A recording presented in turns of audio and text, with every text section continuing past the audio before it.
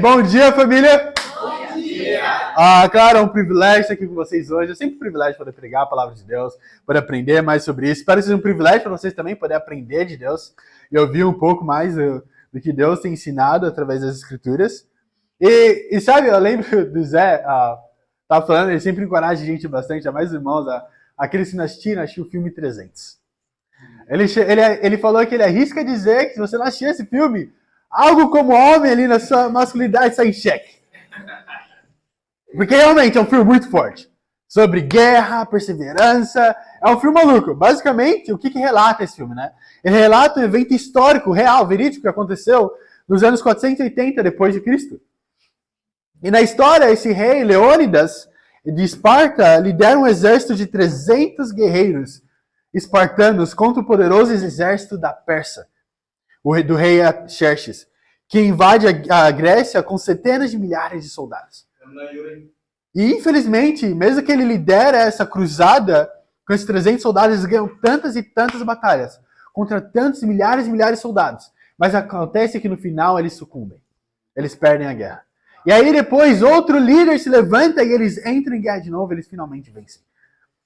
Mas o mais incrível é que é uma cena que ele pergunta a outro general. Ele tá lá na guerra, antes de entrar em guerra contra os persas, uma outra batalha que eles iriam enfrentar. E aí ele olha para esse outro general que tinha um exército muito maior que o dele. E ele pergunta para ele qual que era a profissão dos soldados deles. E cada um deles começa a responder. Desse outro general que tem um exército muito mais vasto. E eles respondem, eu sou um artesão, eu era um carpinteiro, eu era um arquiteto, eu era um hoteleiro, e começa a falar várias profissões.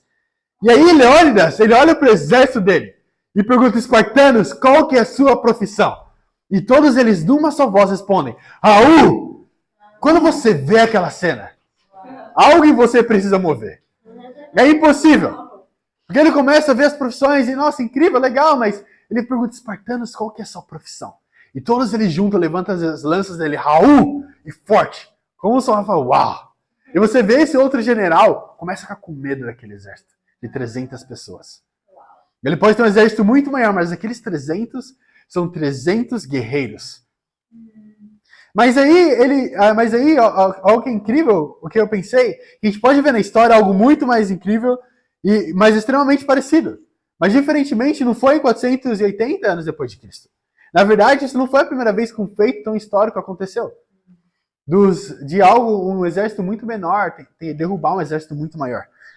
E se olhar na Bíblia, em 1200, ao redor de 1200 antes de Cristo, perto de quando Davi vai tomar a posse de se tornar um rei, o que aconteceu é que não foram os espartanos que venceram com 300 soldados, mas foi o povo de Deus. Então hoje a gente vai tentar aprender sobre Gideão. Então vamos abrir nossas Bíblias lá em Juízes. O título da pregação de hoje, inspirado no Vitor, o Deus dos remanescentes. O Deus do remanescente. Basicamente, se você conhece a história de Gideão, a gente entende que apenas o que sobra, o que resta daquele exército imenso, que ele junta, são 300 pessoas. E eu acredito que muitos de nós nunca na nossa vida, a gente queria ser deixado para trás, certo? Ou ser o que sobrou. Ou então ficar deixado em desvantagem de alguma forma. Mas eu acredito, e algo que eu aprendi nesses alguns anos na fé, é que Deus ama nos deixar nessas posições. Onde parece que não tem forma alguma de acontecer, não tem como dar certo, é realmente apenas por Deus. Então ele gosta de fazer com que as coisas aconteçam. E eu acredito que ele te deixe nessa posição para que quando ele te der a vitória, você veja claramente que quem deu a vitória a você foi Deus. Não foi você, não foi os seus talentos, não foi o que você sabe fazer ou não. Agora, a gente está lá em Juízes, a gente vai ler o capítulo 6, mas eu quero dar um pouco de contexto para vocês, para a gente não entrar lá apenas e começar a ler o que está acontecendo aqui.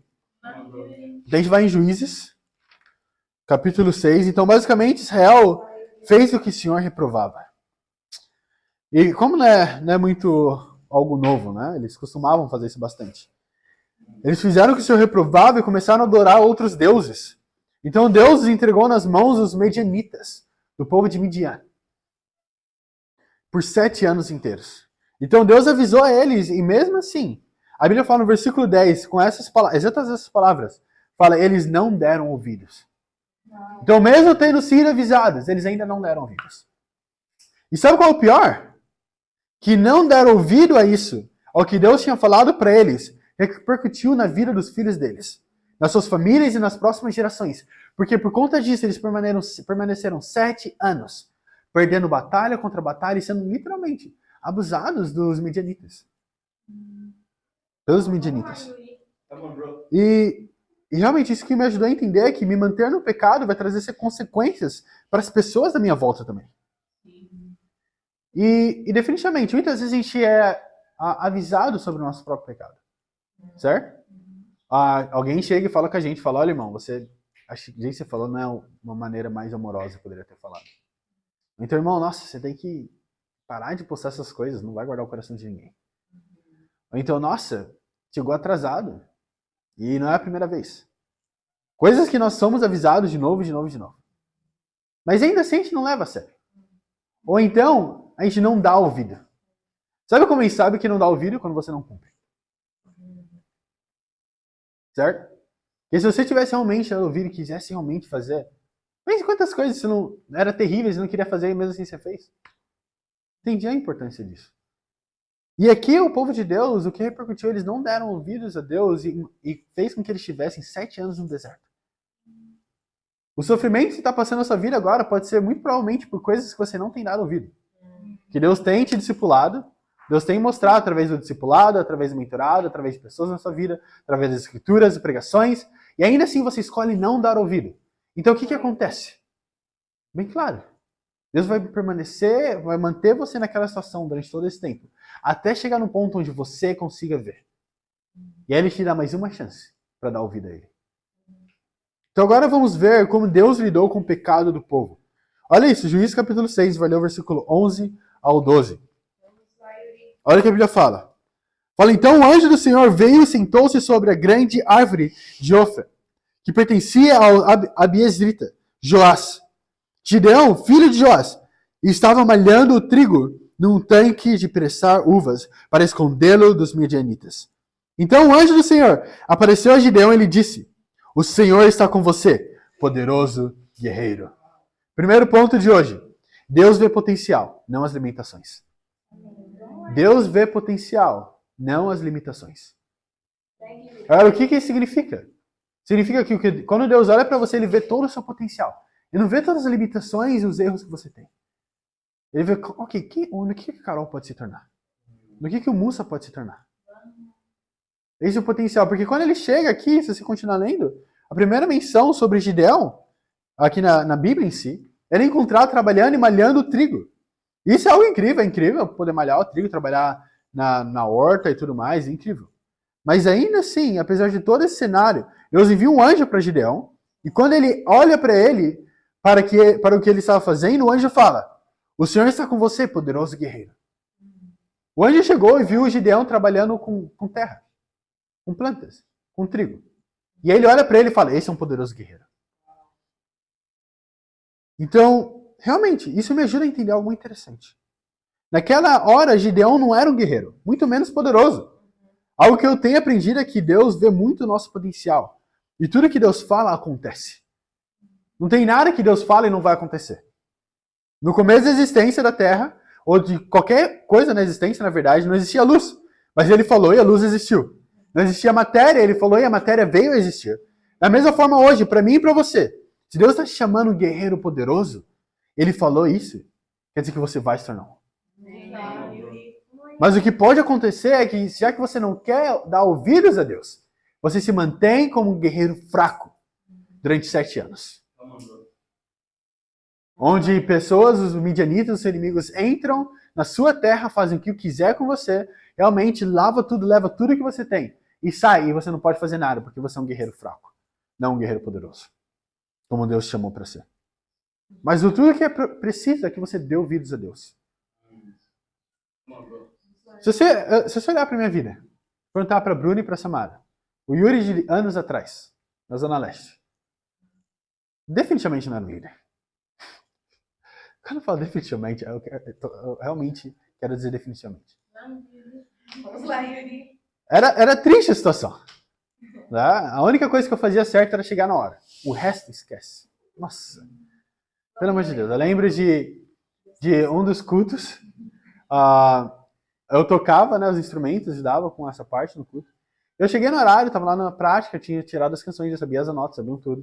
Tinha ensinado os irmãos, eu tava com um boné, uma jaqueta assim, e tava lá, tipo, bem como se estivesse indo pro mercado comprar pão, né? Ia lá na frente, ia ter que tocar pra igreja e tudo mais. E aí o irmão, o líder do coral, chegou pra mim, nossa, com muito amor, lembra até hoje, o Vini Greg. Com muito amor, muito carinho, mansidão. Eu falei, irmão, tudo bem? Em vez de ele me discipular sobre a roupa que eu tava usando, tudo aquilo, porque era realmente a imagem lá na frente, né? Ele chegou pra mim e falou, irmão, você pode pelo menos tirar só o boné só pra poder tocar lá na frente? Assim as pessoas não ficam escandalizadas, né? Eu falei, nossa, mas isso não tá na Bíblia, eu quero tocar com boné. Por que eu não posso tocar com meu boné? Nossa.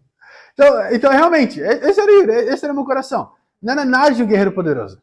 Não tinha nada com isso. Era alguém muito orgulhoso, longe de ser qualquer coisa parecida com um guerreiro. Então eu estava provavelmente na mesma situação que Gideão aqui. Apenas acostumado. O que ele ia fazer? Ele estava trabalhando no trigo para esconder. Porque ele sabia que os midianitas iam vir e ia roubar dele. Então ele falou, ok, melhor esconder, não vou lutar contra. Vou esconder tudo isso, não tem o que fazer, não vou me levantar, não vou lutar contra ninguém. E é isso. E esse era o meu coração também. Mas agora, vamos ver como Gideão responde quando o anjo olha para ele. Imagina isso, você vê um anjo face a face. Ele fala, o Senhor está com você, poderoso guerreiro. Vamos ver qual que é a resposta dele, se ele estava extremamente animado. Olha isso, versículo 14. Versículo 13, desculpa. A Bíblia fala assim, Gideão respondendo ao Senhor. Ah, Senhor, Gideão respondeu. Se o Senhor está conosco, por que aconteceu tudo isso? Onde estão todas as suas maravilhas que os nossos pais nos contam quando dizem? Não foi o Senhor que nos tirou do Egito, mas agora o Senhor nos abandonou e nos entregou nas mãos de Midian. O Senhor se voltou para ele e disse, com a força que você tem, vai libertar Israel das mãos de Midian. Não sou eu quem está enviando? Ah, Senhor, respondeu Gideão. Como posso libertar Israel? Meu clã é o menos importante de Manassés, e eu sou o menor da minha família. Eu estarei com você, respondeu o Senhor. E você derrotará todos os midianitas, como se fossem um só homem. Uau! Que show de insegurança Gideão daqui. É um show de segurança, é um show de autopiedade.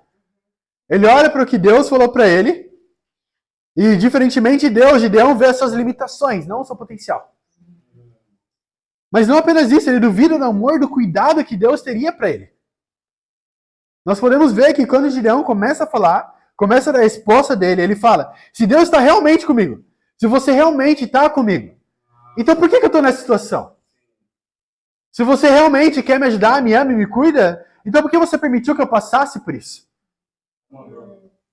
E ele começa a desafiar Deus e o que Deus falou para ele. Ele está indo literalmente contra tudo que Deus falou. Deus falou, eu estou com você. Ele fala, você não está comigo. Ele fala, você é um guerreiro poderoso, eu sou o menor da minha família. E é isso que Satanás quer fazer. Ele quer literalmente fazer com que você acredite totalmente contrário do que Deus tem falado para você. Quer que você não dê ouvidos ao que Deus fala.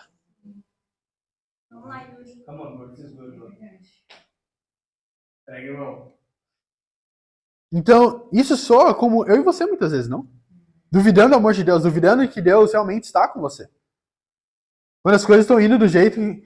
Mas realmente, eu acho que muitas vezes eu duvido que Deus está comigo quando as coisas não vão do jeito que eu tenho planejado. E olha, eu quero te ajudar com algo. Não é porque as coisas não estão indo da maneira que você planejou que Deus não está com você. Não é porque não vão de acordo com o seu plano que Deus não está te abençoando. Só porque as coisas não estão indo de acordo com o seu planejado, não quer dizer que Deus não se importa com você. Na real, que muitas vezes as coisas não estão indo de acordo com o planejado, porque Ele se importa com você. Porque se as coisas fossem do jeito que eu tinha planejado a minha vida, onde eu estaria agora? Onde você estaria agora? Bem longe.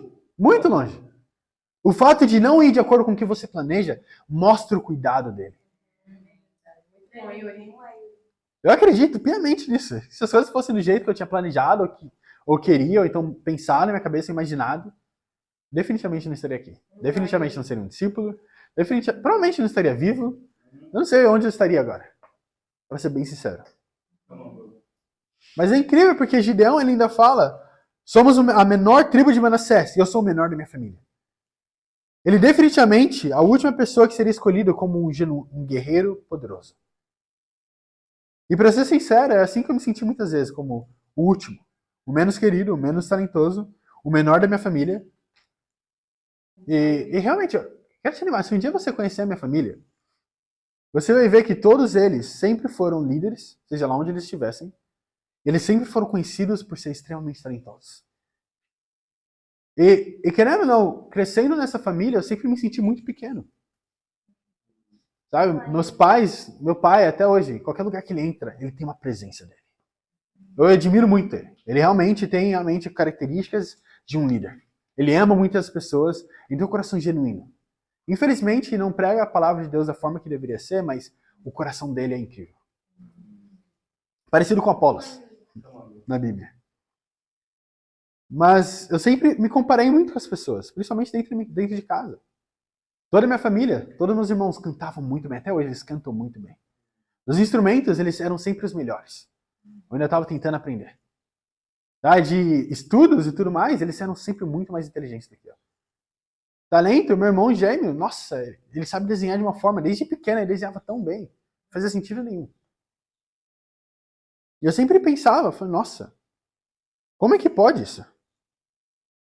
E realmente, eu não cantava, não desenhava, não sabia fazer nada. Eu era super tímido, atrapalhava, quebrava qualquer coisa que eu tocasse. E muitos de vocês já ouviram essa história. Mas eu derrubei o bolo de aniversário de casamento da minha mãe, do meu pai. Então esse era o Yuri. Eu acho que não era um guerreiro poderoso. Eu lembro, eu tava carregando esse bolo de aniversário, acho que era 25 anos, é bodas de prata? É bodas do quê? Bodas de prata do casamento da minha mãe. Eu lembro, a gente tava no sandeiro. Tava sentado no banco de trás, segurando assim o bolo no meu colo. Meu irmão mais velho tava dirigindo na frente, meu irmão gêmeo tava do outro lado, se não me engano. E eu tava segurando e eu tava com sono, eu não sei o que aconteceu. Tava com sono e eu tava assim, ó. Aí eu tava capenhando. Sabe quando você tá pescando assim? Aí você vai acordando, aí eu acordava, o bolo tava assim, ó, eu puxava de volta. Aí eu não, vou ficar acordado, abria a janela. Eu acordava, o bolo tava... Até uma hora que eu acordei, o bolo já tava no chão. E meu irmão mais velho perguntando, o que aconteceu aí atrás dele? Aí, pois é. Esse dia foi interessante. Eu acho que foi tanta dor que eu sofri naquele dia, que eu nem lembro o que aconteceu depois. Tem que perguntar pros meus pais. O que eles fizeram comigo? Mas alguma coisa eles fizeram. Porque eu nem lembro. Eu deletei, acho que foi uma memória muito dolorosa. Mas realmente, eu penso em todas essas coisas que aconteceram, em como eu fui criado e sempre que eu acreditei de mim mesmo. Eu definitivamente não me via como um guerreiro poderoso. Não me via como alguém que podia ter uma autoconfiança que vem de Deus. Não me via como alguém talentoso. Me via como o menor e o último. Como excluído.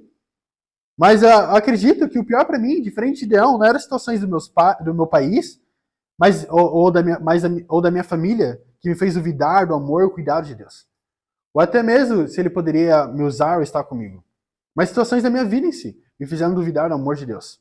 Ser abusado como criança, ou então como ser a única criança negra, junto com meu irmão gêmeo, dentro da escola particular. Essas coisas me fez sentir como excluído. E todas essas coisas me provaram que nunca seria escolhido por Deus. Muito menos seria um discípulo. Mas eu estou grato a Deus pela palavra de Deus. Porque em 1 Samuel, capítulo 16, versículo 7, fala que o Senhor não vê como o homem vê a aparência, mas o Senhor vê o coração. 1 Coríntios, capítulo 1, versículo 27 ao 29, fala: Deus escolhe os fracos para confundir os fortes, mostrando que o nosso valor está em sua perspectiva e poder. Então, definitivamente, eu acredito que, da mesma forma que eu via as minhas limitações, Deus via meu potencial. Para que eles pudessem realmente apontar e falar: olha, até o Yuri deu certo. Até ele. Pensa no pior caso possível, o Yuri, certo? Até mesmo ele se arrependeu. Então é possível. Mas olha isso. Vamos ler aqui em Juízes. Vamos ler o versículo 25. Vamos dar um pulo aqui.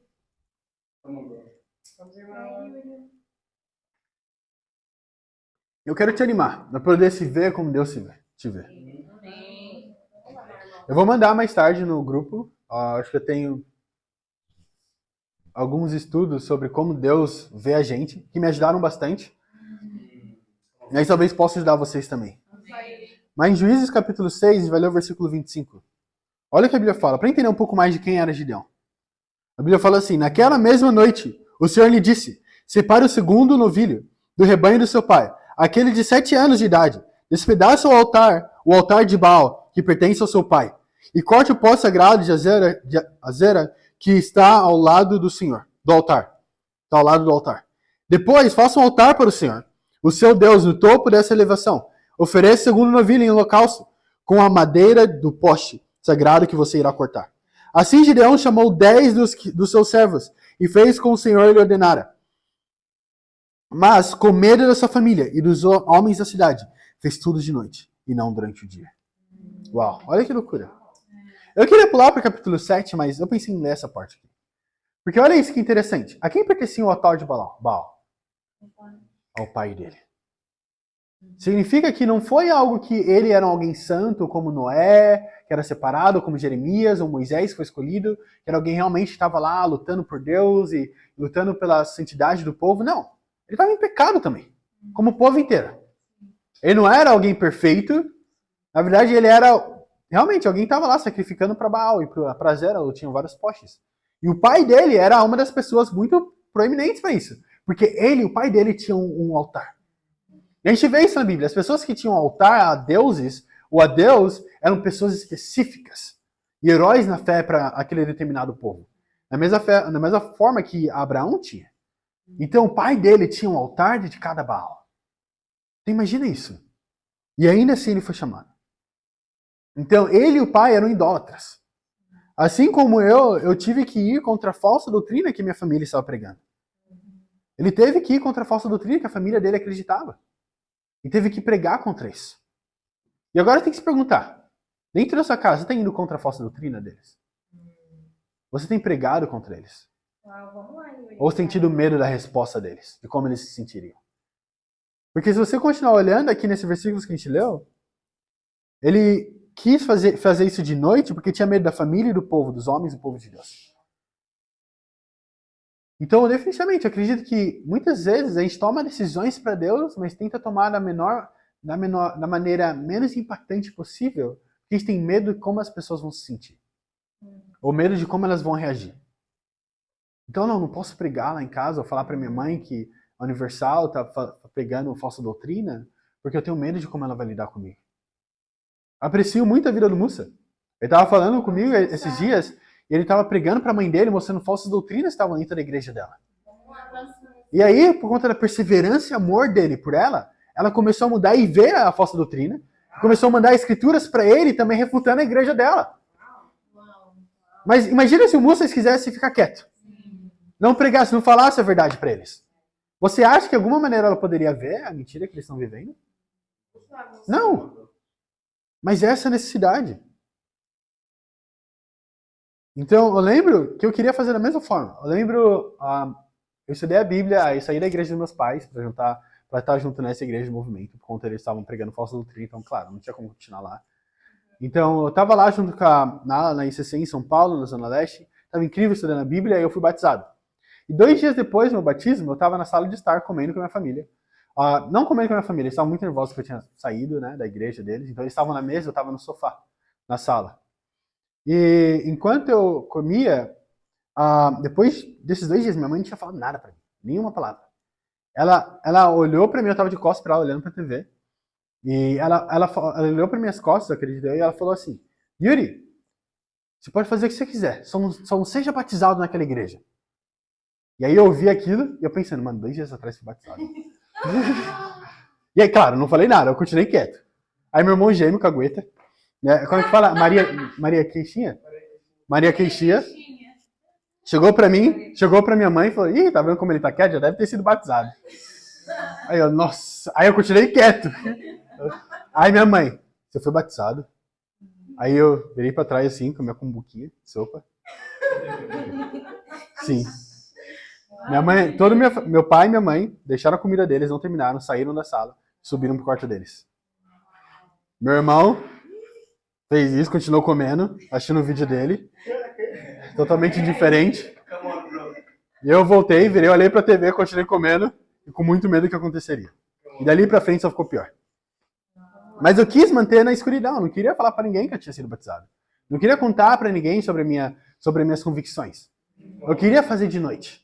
Mas sabe o que é incrível? Deus sempre traz pra luz. Traz, não tem como. Você pode tentar esconder o que for, o pecado, até mesmo a sua justiça. Ele vai trazer pra luz. Da mesma forma com o Gideão. Ele tentou fazer de noite. Deu certo? Não, o pessoal viu. A Bíblia fala, se você continuar lendo os versículos, fala que de manhã, no versículo 28, fala de manhã, quando os homens da cidade se levantaram, lá estava demolido o altar de Baal com os postes sagrados ao seu lado cortado, e um segundo novilho sacrificado no altar recém-construído. Perguntaram uns aos outros, quem fez isso? Depois de investigar, concluíram, foi Gideão, filho de Joás. Ele tentou. Deu certo? Não. Então, realmente, eu acredito que a gente pode tentar manter na escuridão, mas se é para a glória de Deus, ele vai tirar. Ele vai colocar na luz. Agora, a gente vai pular para o capítulo 7. E vemos que no capítulo 6, depois disso, claro, ele convoca os abisítras para se juntarem a ele em guerra. E Gideão é conhecido por colocar Deus à prova 3 vezes para testar, para ver se Deus realmente estava com ele ou não.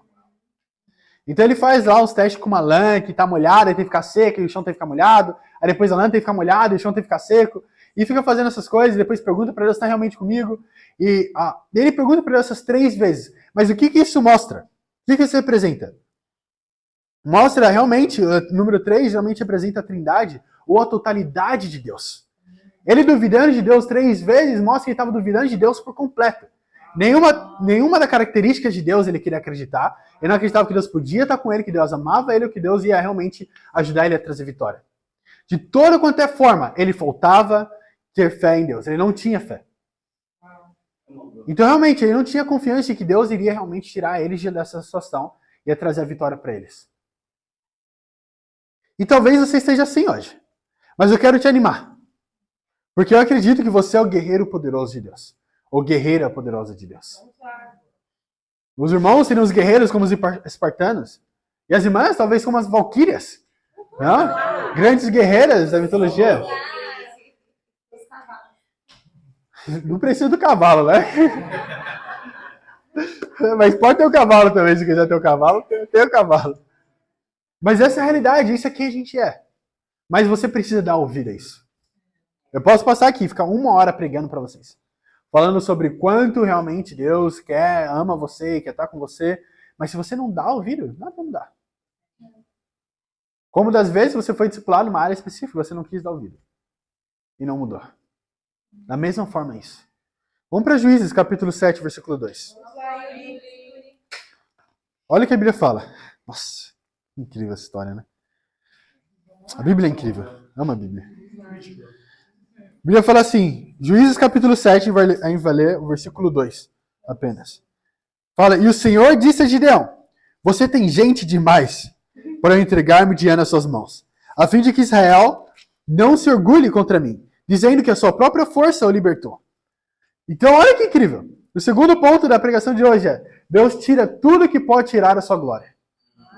Deus tira tudo que pode tirar a sua glória.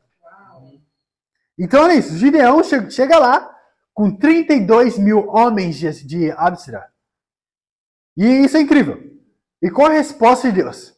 Nossa, Gideão, que incrível, você é muito influente, por isso você trouxe tantas pessoas para batalhar, certamente você vai ganhar essa batalha, eu estou com você porque você conseguiu ter muitos soldados. Não. Deus olha para ele, olha para os 32 mil homens e fala, você tem gente demais. Porque se eu te der a vitória dessa forma, você e o povo de Israel ainda vai pensar que a vitória veio de você. Eu acredito que Deus quer que nós possamos ver que é apenas pela glória e pelo poder de Deus. Não tem nada a ver com a gente. Eu acredito que Ele permite que essas coisas aconteçam para você poder ver nitidamente. Por que aconteceu? Por conta da glória e poder dele. E nós podemos ser no mesmo. Sabe quando eu entrei no reino? E ainda mais na liderança? Deus primeiro teve que me humilhar muito para depois poder me levantar. Para poder ser um líder. Eu tive que realmente ser humilhado por Deus. Não por pessoas, por Deus. Deus me humilhou de muitas maneiras, mostrando que eu não sabia o que eu estava fazendo. Mostrando que eu não era adequado para o trabalho ainda. Que faltava treinamento. Que eu não era tudo aquilo que eu pensava que eu era. E Deus me humilhou bastante. Eu lembro que nos primeiros 3 meses como discípulo, eu entrei na ICCM, comecei a liderar o ministério, comecei a liderar um bate-papo, comecei a discipular um irmão. Então eu estava, nossa, muito animado com tudo isso. Mas, como ele fala, eu acabei mergulhando contra Deus. E o que ele fez? Ele me humilhou. Ele permitiu que eu ficasse naqueles 7 anos. ali recebendo, sendo torturado pelos meus inimigos, que eram meus pecados. Mostrando que eu não tinha nem mesmo disciplina suficiente para ter tempo de Deus diariamente. Não era fiel nem mesmo à minha pureza. Precisava de muita ajuda. Então Deus me mirou e mostrou sobriamente quem o Yuri era. Eu precisava disso. Mas por quê? Precisamos ver quem é que faz tudo isso é Deus. Não nossos talentos ou qualquer coisa do tipo. Agora vamos lá no versículo 3. Olha o que Deus faz. Deus fala para Gideão fazer assim. Anuncie, pois ao povo que todo aquele que estiver tremendo de medo poderá ir embora do monte de Gileade. Então 22.000 homens partiram e ficaram apenas 10.000. Ok, vamos parar por aqui rapidinho. A pergunta que fica é, você está com medo? Quer fugir? Acha que o verdadeiro cristianismo não é para você? É muito difícil? Por mais que isso doa, não tem lugar para você no exército de Deus. Aqui não é lugar para os talentosos ou sei lá, mas para os corajosos. Para os que confiam em Deus de todo o coração. A primeira coisa que Deus coloca como parâmetro para poder fazer parte do exército dele é ser corajoso. Não, ele não pergunta da habilidade deles, não pergunta do talento deles, não pergunta quantas guerras eles tiveram, quantas vitórias eles tiveram. Não pergunta qual é o clã, a tribo, ou então qual é a família deles.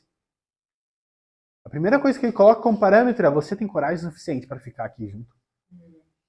E com isso, 22.000 pessoas saem. 22.000 homens. Gideão não era o único com medo. O fato de Gideão ter que ter pedido para Deus 3 vezes um sinal para mostrar que ele realmente estava com ele, mostra que Gideão estava com muito medo.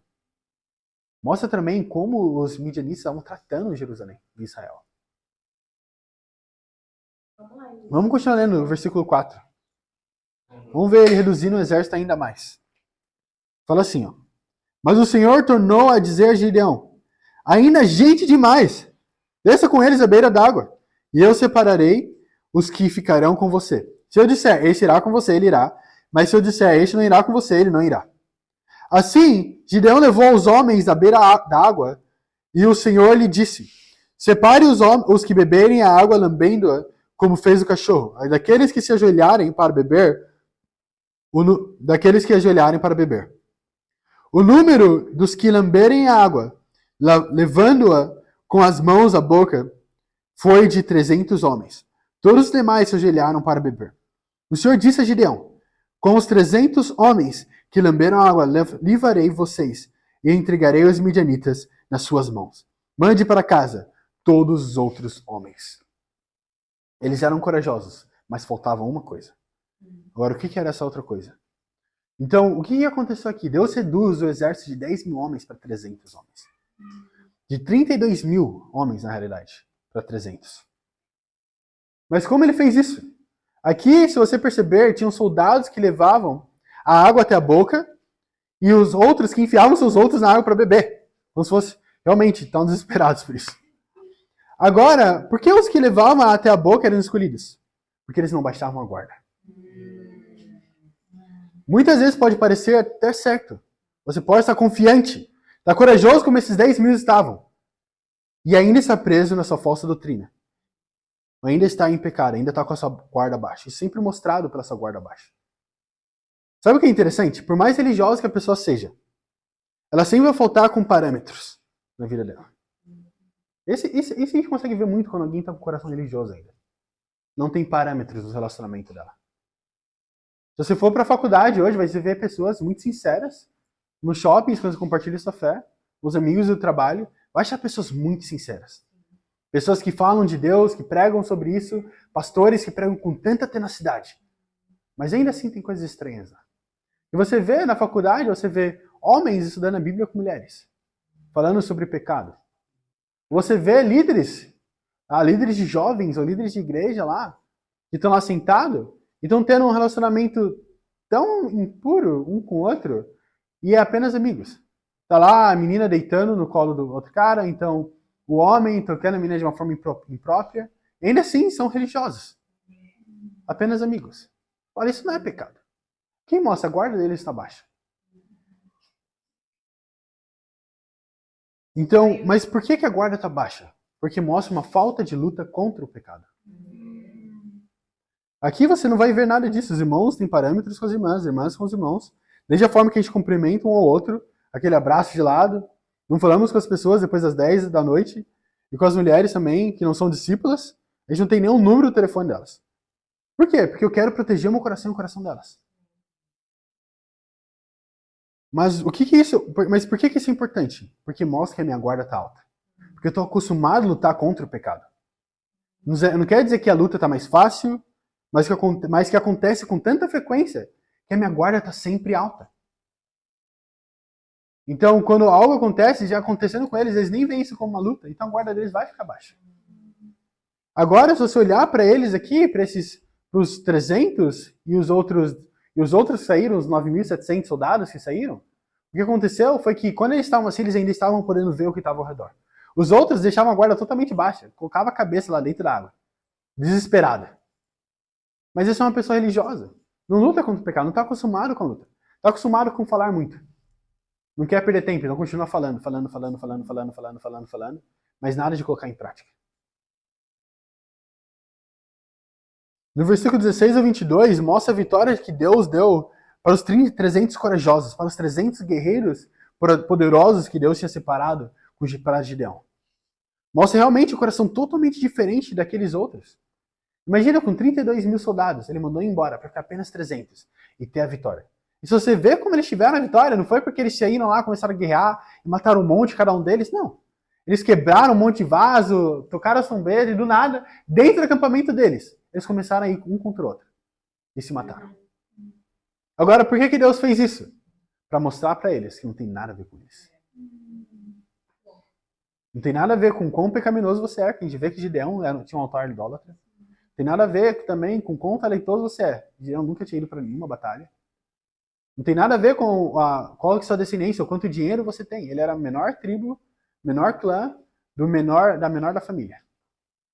O que tem a ver? Deus. Vamos para o Salmos, capítulo 20. Vamos para Salmos, capítulo 20. Eu amo a escritura. Lembro do carrinho me mostrar a escritura.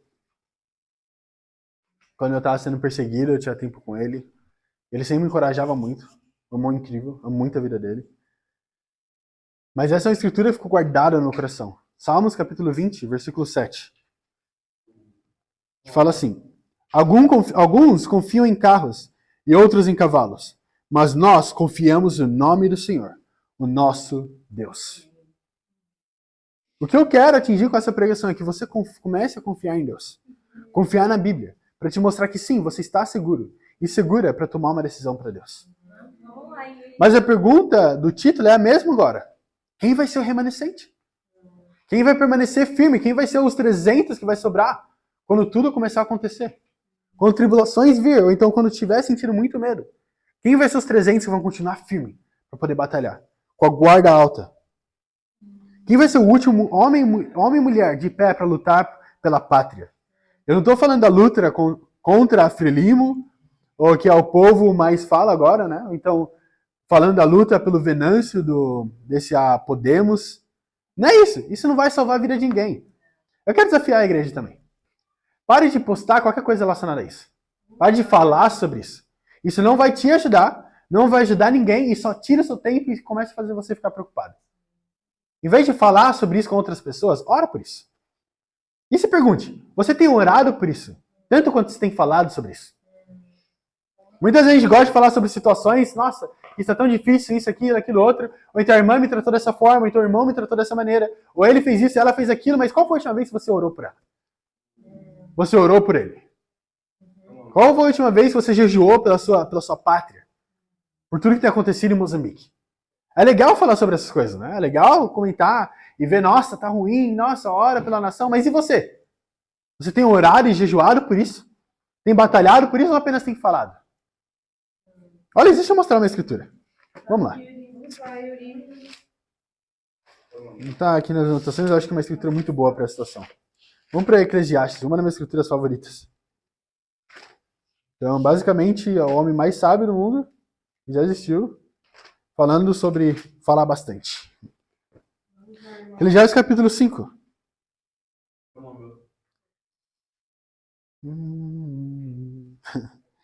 Capítulo 5, versículo 2. Então Salomão escreveu isso aqui. E olha o que ele fala. Basicamente o título dessa parte aqui que ele fala, se você olhar na Bíblia, tem um trenzinho escrito. Fala o temor devido a Deus. E olha o que ele fala. Eclesiastes capítulo 5, versículo 2. Fala: não seja precipitado de lábios, nem apressado de coração, para fazer promessas diante de Deus. Deus está nos céus e você na terra.